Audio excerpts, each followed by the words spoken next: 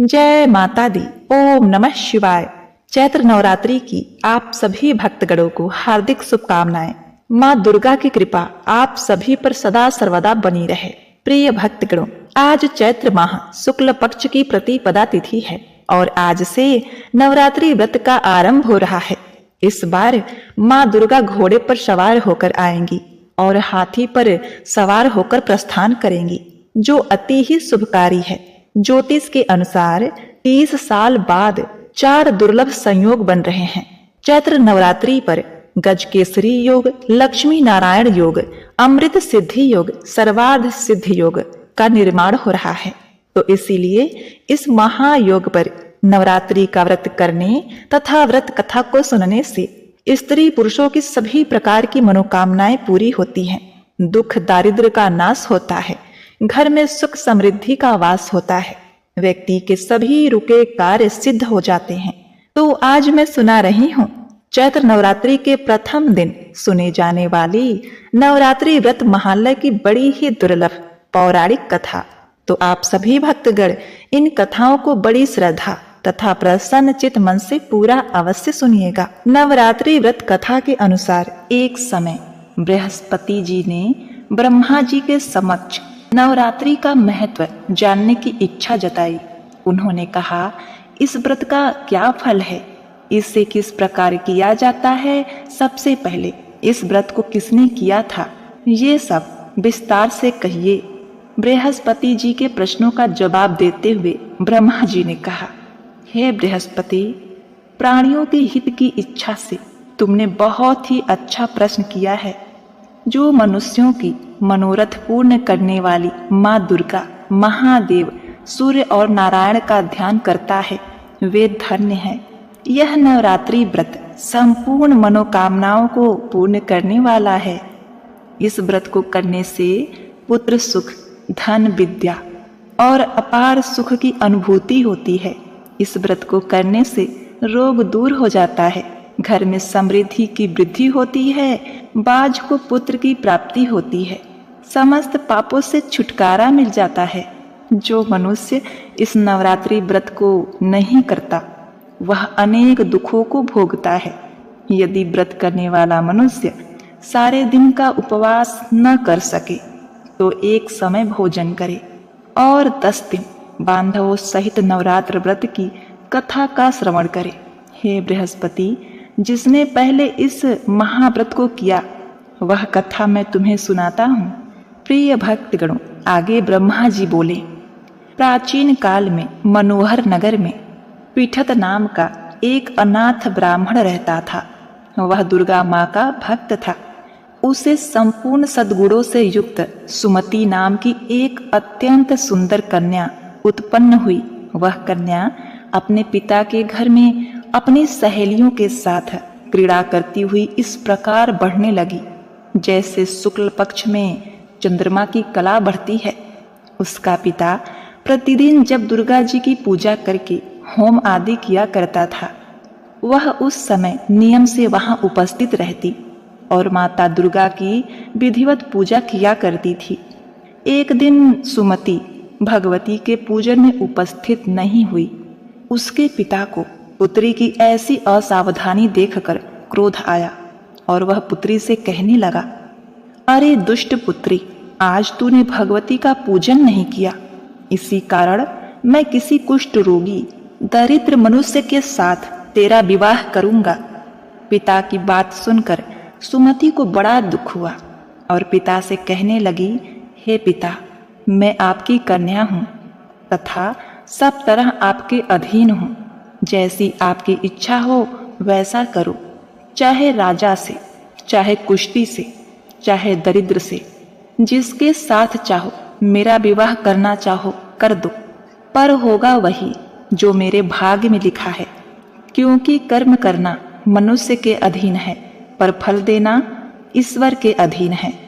कन्या के निर्भयता से कहे हुए वचन सुनकर उस ब्राह्मण ने क्रोधित हो अपनी कन्या का विवाह एक कुष्टी के साथ कर दिया और अत्यंत क्रोधित हो पुत्री से कहने लगा, हे पुत्री, अपने कर्म का फल भोगो, देखें भाग्य के भरोसे रहकर तुम क्या क्या करती हो। पिता के ऐसे कटु वचन को सुनकर सुमति मन में विचार करने लगी, अहो मेरा बड़ा दुर्भाग्य है जिससे मुझे ऐसा पति मिला। इस तरह अपने दुख का विचार करती हुई वह कन्या अपने पति के साथ वन में चली गई और डरावने कुत्सायुक्त उस निर्जन वन में उन्होंने वह रात बड़े कष्ट से व्यतीत की। उस गरीब बालिका की ऐसी दशा देख देवी भगवती ने पूर्व पुण्य के प्रभाव से प्रकट हो सुमति से कहा, हे दीन ब्राह्मणी, मैं तुझसे प्रसन्न हूँ, तुम जो चाहो वरदान मांग सकती हो। भगवती दुर्गा का यह वचन सुनकर ब्राह्मणी ने कहा, आप कौन हैं? सारी बातें मुझसे कहिए। ब्राह्मणी का ऐसा वचन सुनकर देवी ने कहा कि मैं आदि शक्ति भगवती हूँ, ब्रह्म विद्या व सरस्वती। प्रसन्न होने पर मैं प्राणियों का दुख दूर कर उनको सुख प्रदान करती हूँ। हे ब्राह्मणी, मैं तुझ पर तेरे पूर्व जन्म के पुण्य के प्रभाव से प्रसन्न हूँ। हे ब्राह्मण कन्या, तुम्हारे पूर्व जन्म का वृत्तांत सुनाती हूँ, तुम सुनो। तू पूर्व जन्म में निषाद की स्त्री थी और अति पतिव्रता थी। एक दिन तेरे पति निषाद ने चोरी की। चोरी करने के कारण तुम दोनों को सिपाहियों ने पकड़ लिया और जेल खाने में कैद कर दिया। उन लोगों ने तुमको और तेरे पति को भोजन नहीं दिया। इस प्रकार नवरात्रि के दिनों में तुमने न तो कुछ खाया और न ही जल पिया। इस प्रकार 9 दिन तक नवरात्रि का व्रत हो गया। हे ब्राह्मणी, उन दिनों में जो व्रत हुआ, इस व्रत के प्रभाव से प्रसन्न होकर मैं तुझे मनोवांछित वर देती हूँ। तुम्हारी जो इच्छा हो सो मांगो। इस प्रकार दुर्गा के वचन सुनकर ब्राह्मणी बोली, अगर आप मुझ पर प्रसन्न हैं तो हे दुर्गे, मैं आपको प्रणाम करती हूँ। कृपा करके मेरे पति का कोढ़ दूर करे। देवी ने कहा, उन दिनों तुमने जो व्रत किया था, उस व्रत का 1 दिन का पुण्य पति का कोढ़ दूर करने के लिए अर्पित करो। उस पुण्य के प्रभाव से तेरा पति ठीक हो जाएगा। इस प्रकार देवी के वचन सुनकर ब्राह्मणी प्रसन्न हुई और पति को निरोगित करने की इच्छा से जब उसने तथास्तु ठीक है ऐसा वचन कहा, तब उसके पति का शरीर भगवती दुर्गा की कृपा से कुष्ठ रोग से रहित हो गया। वह ब्राह्मणी पति को देख देवी की स्तुति करने लगी, हे दुर्गे, आप दुर्गति को दूर करने वाली, तीनों लोकों का संताप हरने वाली, समस्त दुखों को दूर करने वाली, रोगी मनुष्य को निरोग करने वाली, प्रसन्न हो मनोवांछित वर देने वाली, दुष्टों का नाश करने वाली, जगत की माता हो। हे अम्बे, मुझ निपराध अबला को मेरे पिता ने कुष्ठी मनुष्य के साथ विवाह कर घर से निकाल दिया। पिता से तिरस्कृत निर्जन वन में विचरण कर रही हूँ। आपने मेरा इस विपदा से उद्धार किया है। हे देवी, आपको प्रणाम करती हूँ। मेरी कोई भी गलती हो उसके लिए क्षमा करो। उस ब्राह्मणी की ऐसी स्तुति सुनकर देवी बहुत प्रसन्न हुई और ब्राह्मणी से कहा, हे ब्राह्मणी, तेरे उदालय नामक अति बुद्धिमान, धनवान, कीर्तिवान पुत्र शीघ्र उत्पन्न होगा। ऐसा वर देकर देवी ने ब्राह्मणी से फिर कहा कि और जो कुछ तेरी इच्छा है वह मांग ले। सुमति ने कहा, हे भगवती दुर्गे, अगर आप मुझ पर प्रसन्न हैं तो कृपा मुझे नवरात्र व्रत की विधि का विस्तार से वर्णन करें। ब्राह्मणी के वचन सुनकर माँ दुर्गा ने कहा, हे ब्राह्मणी, मैं तुम्हें संपूर्ण पापों को दूर करने वाली नवरात्र व्रत की विधि बतलाती हूँ। अश्विन माह के शुक्ल पक्ष की प्रतिपदा से लेकर 9 दिन तक व्रत करें। यदि दिन भर का व्रत न कर सकें तो एक समय भोजन करें। शुभ मुहूर्त में घट स्थापना करें और वाटिका बनाकर उसको प्रतिदिन जल से सींचे।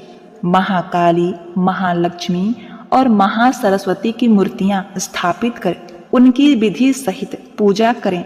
बिजौरा के फल से अर्घ देने से रूप की प्राप्ति होती है।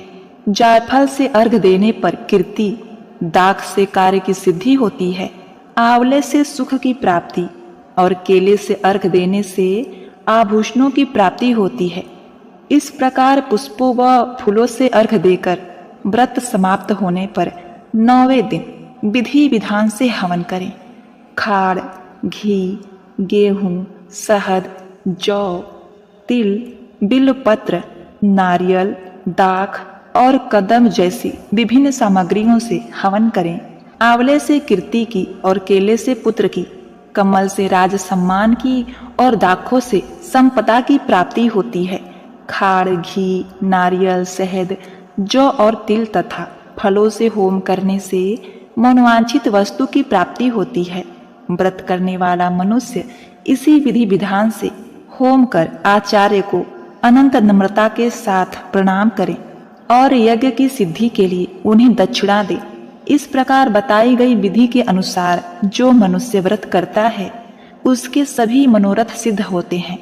इसमें तनिक भी संदेह नहीं है। इस 9 दिनों में जो कुछ दान दिया जाता है उसका करोड़ों गुना फल मिलता है। इस नवरात्र व्रत को करने से अश्वमेघ यज्ञ का फल मिलता है। हे ब्राह्मणी, इस संपूर्ण मनोकामनाओं को पूर्ण करने वाली उत्तम व्रत को तीर्थ, मंदिर अथवा घर में विधि के अनुसार करें। प्रिय भक्तगणों, ब्रह्मा जी बृहस्पति जी से बोले। इस प्रकार ब्राह्मणी को नवरात्रि व्रत विधि बतलाकर देवी अंतर ध्यान हो गई। अतः जो मनुष्य या स्त्री इस व्रत को भक्ति पूर्वक करता है वह इस लोक में सुख प्राप्त कर अंत में मोक्ष की प्राप्ति करता है। ब्रह्मा जी बृहस्पति से कहते हैं कि यह इस दुर्लभ व्रत का महालय जो मैंने तुम्हें बताया है यह अनंत गुना फल देने वाला है। ऐसा सुनकर बृहस्पति जी आनंद से प्रफुल्लित हो गए और कहने लगे, हे ब्रह्मा जी, आपने मुझ पर अति कृपा की जो मुझे इस व्रत का महत्व सुनाया। ब्रह्मा जी बोले, हे बृहस्पति, यह देवी भगवती संपूर्ण लोकों का पालन करने वाली हैं। इस महादेवी के प्रभाव को कौन जान सकता है। प्रेम से बोलो, देवी भगवती की जय। ओम नमः शिवाय। जय माता दी। प्रिय भक्तगणों, आज नवरात्रि का प्रथम दिन है तो आज हम श्रवण करेंगे माता दुर्गा के प्रथम रूप माँ शैलपुत्री की कथा। माँ दुर्गा अपने पहले स्वरूप में शैलपुत्री के नाम से पूजी जाती हैं। पर्वतराज हिमालय की पुत्री होने के कारण इनका नाम शैलपुत्री पड़ा। अपने पूर्व जन्म में ये प्रजापति दक्ष की कन्या के रूप में उत्पन्न हुई थी। तब इनका नाम सती था। इनका विवाह भगवान शंकर जी से हुआ था। एक बार प्रजापति दक्ष ने बहुत बड़ा यज्ञ किया जिसमें उन्होंने समस्त देवताओं को अपना अपना यज्ञ भाग प्राप्त करने के लिए निमंत्रण दिया, किंतु शिव जी को उन्होंने इस यज्ञ में आमंत्रित नहीं किया। देवी सती ने जब सुना कि हमारे पिता एक अत्यंत विशाल यज्ञ का अनुष्ठान कर रहे हैं तब वहां जाने के लिए उनका मन विकल हो उठा।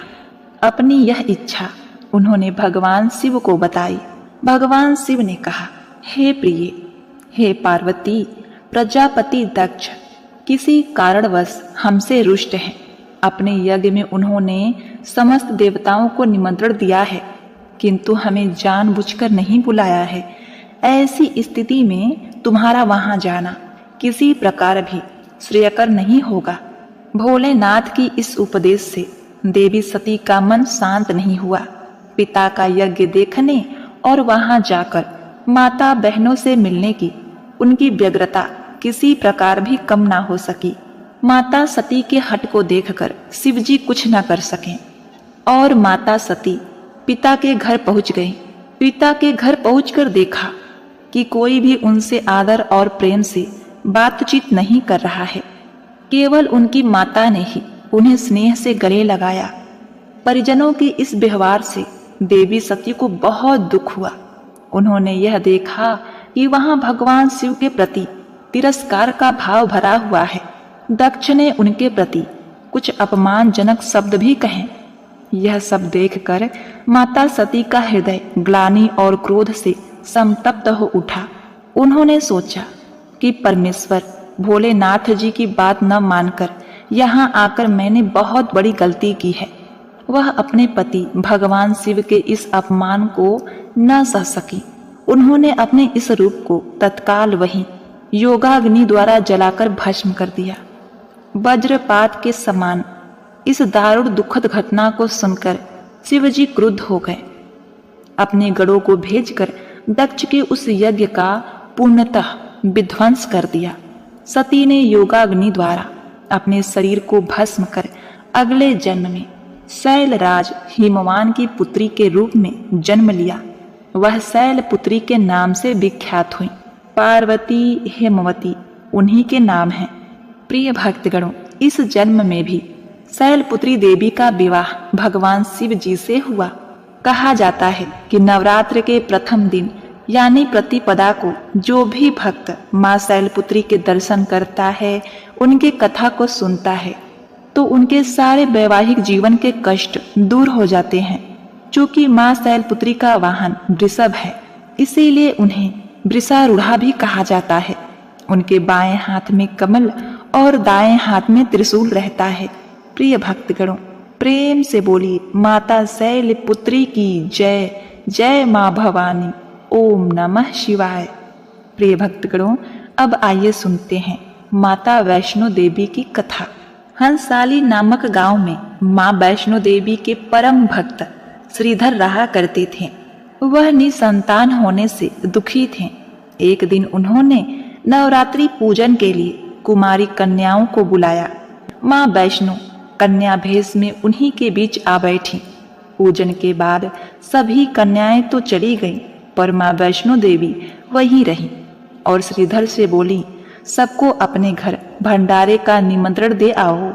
श्रीधर ने उस दिव्य कन्या की बात मान ली और आसपास के गांवों में भंडारे का संदेश पहुंचा दिया। वहां से लौटकर आते समय गुरु गोरखनाथ व उसके शिष्य बाबा भैरवनाथ जी के साथ उसके दूसरे शिष्यों को भी भोजन का निमंत्रण दिया। भोजन का निमंत्रण पाकर सभी गांववासी अचंभित थे कि वह कौन सी कन्या है जो इतने सारे लोगों को भोजन करवाना चाहती है। इसके बाद श्रीधर के घर में अनेक गांववासी आकर भोजन के लिए एकत्रित हुए। तब कन्या रूपी माँ वैष्णो देवी ने एक विचित्र पात्र से सभी को भोजन परोसना शुरू किया। भोजन परोसते हुए जब कन्या भैरवनाथ के पास गई, तब उन्होंने कहा कि मैं तो खीर पूड़ी की जगह मांस भक्षण और मदिरा पान करूंगा। तब कन्या रूपी माँ ने उसे समझाया कि यह ब्राह्मण के यहाँ का भोजन है, इसमें मांसाहार नहीं किया जाता। किंतु भैरवनाथ ने जानबूझकर अपनी बात पर अड़ा रहा। अब भैरवनाथ ने उस कन्या को पकड़ना चाहा। तब माँ ने उसके कपट को जान लिया। माँ ने वायु रूप में बदलकर त्रिकूट पर्वत की ओर उड़ चली। भैरवनाथ जी उनके पीछे गए। माना जाता है कि माँ की रक्षा के लिए पवन पुत्र हनुमान भी थे। मान्यता के अनुसार उस वक्त श्री हनुमान जी माता की रक्षा के लिए उनके साथ ही थे। हनुमान जी को प्यास लगने पर माता ने उनके अनुग्रह पर धनुष से पहाड़ पर वार चलाकर एक जलधारा निकाला और माता ने उस जल में अपने केस धोए। आज वही पवित्र जलधारा बाण गंगा के नाम से जानी जाती है, जिसके पवित्र जल का पान करने या इसमें स्नान करने से श्रद्धालुओं की सारी थकावट और तकलीफें दूर हो जाती हैं।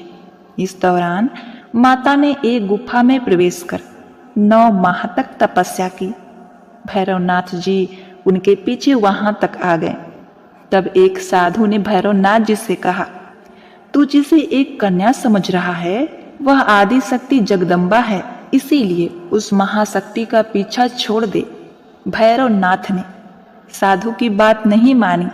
तब माता गुफा की दूसरी ओर से मार्ग बनाकर निकल गई। यह गुफा आज भी अर्धकुमारी या आदि कुमारी या गर्भभूजन के नाम से प्रसिद्ध है। अर्धकुमारी के पहले माता की चरण पादुका भी है। यह वह स्थान है जहां माता ने भागते भागते मुड़कर भैरवनाथ को देखा था। गुफा से बाहर निकलकर कन्या ने देवी का रूप धारण किया। माता ने भैरवनाथ को चिताया और वापस जाने को कहा, फिर भी वह नहीं माना। और क्या था, माता गुफा के भीतर चली गई। तब माता की रक्षा के लिए हनुमान जी ने गुफा के बाहर भैरवनाथ से युद्ध किया। भैरवनाथ ने भी हार नहीं मानी। जब वीर हनुमान निढाल होने लगे तब माता वैष्णो ने काली का रूप लेकर भैरवनाथ का संहार किया। भैरवनाथ का सिर कटकर भवन के 8 मील दूर त्रिकुट पर्वत की भैरवी घाटी में गिरा। उस स्थान को भैरवनाथ के मंदिर के नाम से जाना जाता है। जिस स्थान पर मां वैष्णो देवी ने हठी भैरवनाथ का वध किया वह स्थान पवित्र गुफा अथवा भवन के नाम से प्रसिद्ध है। इसी स्थान पर मां काली दाएं, मां सरस्वती मध्य और मां लक्ष्मी बाएं पिंडी के रूप में गुफा में विराजमान हैं। इन दोनों के सम्मिलित रूप को ही मां वैष्णो देवी का रूप कहा जाता है। कहा जाता है कि अपने वध के बाद भैरवनाथ को अपनी भूल का पश्चाताप हुआ और उसने मां से क्षमा दान की भीख मांगी। माता वैष्णो देवी जानती थी कि उस पर हमला करने के पीछे भैरवनाथ जी का प्रमुख मंशा मोक्ष प्राप्त करने की थी। उन्होंने न केवल भैरवनाथ जी को पूर्व जन्म के चक्र से मुक्ति दिलाई बल्कि उसे वरदान देते हुए कहा कि मेरे दर्शन तब तक पूरे नहीं माने जाएंगे जब तक कोई भक्त मेरे बाद तुम्हारे दर्शन नहीं करेगा। उसी मान्यता के अनुसार आज भी भक्त माता वैष्णो देवी के दर्शन करने के बाद 8 किलोमीटर की खड़ी चढ़ाई कर भैरवनाथ जी के दर्शन को जाते हैं। इसी बीच वैष्णो देवी ने 3 पिंडी सिर सहित एक चट्टान का आकार ग्रहण किया और सदा के लिए अंतर्मग्न हो गए। इसी बीच माता वैष्णो देवी ने पंडित श्रीधर को स्वप्न में सब कुछ बताया। वे त्रिकुटा पर्वत की ओर उसी रास्ते आगे बढ़े जो उन्होंने सपने में देखा था। अंततः वे गुफा के द्वार पर पहुंचे। उन्होंने कई विधियों से पिंडियों की पूजा की और दिनचर्या बना ली। देवी की पूजा से मां वैष्णो देवी प्रसन्न हुई। वे उनके सामने प्रकट हुईं और उन्हें आशीर्वाद दिया। तब से श्रीधर और उनके वंशज माता वैष्णो देवी की पूजा करते आ रहे हैं और माता वैष्णो देवी अपने भक्तों का कल्याण निरंतर करती आ रही हैं। हिंदू पौराणिक मान्यताओं में जगत में धर्म की हानि होने और अधर्म की शक्तियों के बढ़ने पर आदि शक्ति के सत, रज और तम 3 रूप महासरस्वती, महालक्ष्मी और महादुर्गा ने अपने सामूहिक बल से धर्म की रक्षा के लिए एक कन्या प्रकट की। यह कन्या त्रेता युग में भारत के दक्षिणी समुद्र तट रामेश्वरम में पंडित रत्नाकर की पुत्री के रूप में अवतरित हुई। कई साल से संतानहीन रत्नाकर ने बच्चे को त्रिकुटा नाम दिया, परंतु भगवान विष्णु के अंश रूप में प्रकट होने के कारण वैष्णवी नाम से विख्यात हुई। लगभग 9 वर्ष की होने पर उस कन्या को जब यह मालूम हुआ कि भगवान विष्णु ने इस भूलोक में भगवान श्री राम के रूप में अवतार लिया है, तब वह भगवान श्री राम को पति मानकर उनको पाने के लिए कठोर तप करने लगी। जब श्री रामचंद्र जी सीता हरण के बाद सीता की खोज करते हुए रामेश्वर पहुंचे, तब समुद्र तट पर ध्यान मग्न कन्या को देखा। उस कन्या ने भगवान श्री रामचंद्र जी से पत्नी के रूप में स्वीकार करने को कहा। भगवान श्री रामचंद्र जी ने उस कन्या से कहा, उन्होंने इस जन्म में सीता से विवाह कर एक पत्नी व्रत का प्रण लिया है, किंतु कलयुग में मैं कल की अवतार लूंगा और तुम्हें अपनी पत्नी के रूप में स्वीकार करूंगा। उस समय तुम हिमालय स्थित त्रिकुट पर्वत की श्रेणी में जाकर तप करो और भक्तों के कष्ट और दुखों का नाश कर जगत कल्याण करती रहो। प्रिय भक्तगणों, जब श्री रामचंद्र जी ने रावण के विरुद्ध विजय प्राप्त किया, तब मां ने नवरात्र मनाने का निर्णय किया। इसीलिए उक्त संदर्भ में लोग नवरात्र के 9 दिनों की अवधि में रामायण का पाठ करते हैं। श्री रामचंद्र जी ने वचन दिया था कि समस्त संसार द्वारा मां वैष्णो की स्तुति की जाएगी। त्रिकुटा वैष्णो देवी के रूप में प्रसिद्ध होगी और सदा के लिए अमर हो जाएगी। प्रेम से बोलिए जय माता वैष्णो देवी। ओम नमः शिवाय। जय शिव शंभु। हरे कृष्णा।